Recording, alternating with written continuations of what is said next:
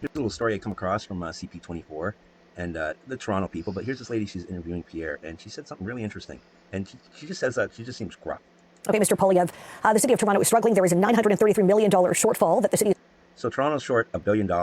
And this is the part that really gets me right here. Mr. Polyev, I recognize that, but when it comes to the deputy mayor saying we're really stuck, we needed some money from the federal government, considering the finance minister is a Toronto MP, and... So she's saying because Freeland's from Toronto that they should get the billion. Mr. Polyev, I recognize that, but when it comes to the deputy mayor saying we're really stuck, we needed some money from the federal government, considering the finance minister is a Toronto MP, and we didn't get that money. We were... That's exactly what she's saying, okay? Now, this is how Toronto spends money. This is a refugee center in Toronto, and they were spending $1 million a month. I had that marked down here. They were spending $1 million. Yeah. Oh, no. Okay, so there's 200 people there for $1 million a month. 74 of them. So 1/3 of them were testing positive, and they were going in and out on the bus. There you go. Does not include the $1 million per month shelled out the house refugee center. Okay, and here's a guy that they interviewed. This guy's from Uganda, and he says the food's not good. It's cold, and yeah, they're from Uganda, so like they don't like the cold, right? How can you blame them? And they don't want to stay in this building because it's probably look at it, it's all glass, it's cold, it's all glass. They don't like it, so he's complaining. But it's costing $5,000 a month for this guy to live there. That's before food. Heat, hydro, kicking around cash, stuff like that. So this is how Toronto spends money. It just blows me away. And then they want the rest of the country to bail Toronto out when they do this kind of spending. And it just blows me away. And they will vote for anyone. So basically what she's saying is they voted for Freeland because they figured that Freeland was going to give them $1 billion. And here's another thing that really gets to me is she looks like the type that probably wouldn't have enjoyed World War II.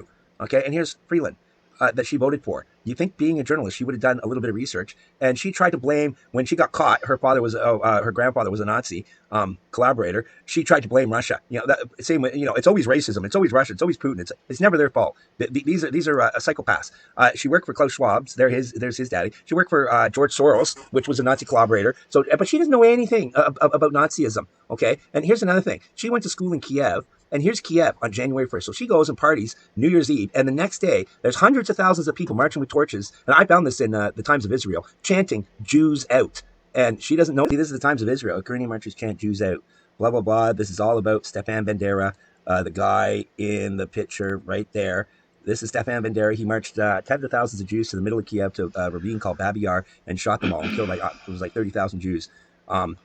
And these are the people that celebrate. It's really going to blow me away when all these people that have Ukraine flags in their bio support Ukraine, and that Russia attacked unprovoked, that they have no idea what's really going on. Like the first casualty of war is the truth. And that's what a lot of people are missing. Now, I'm not saying it's right for Russia to have invaded, but part of the peace deal that they want is to get rid of all the Nazism. Because without all the Nazis in Kiev, and there's the blood earth flag that Freeland was holding, and the CBC or the legacy media said, "Oh, she didn't know what she was holding." So she went to school in Kiev. Her mom helped write the Constitution. Like her family is Kiev. She speaks fluent Ukrainian, and her grandfather's Ukrainian, and she worked for all these Nazi collaborators, but she doesn't know what that means. That flag means.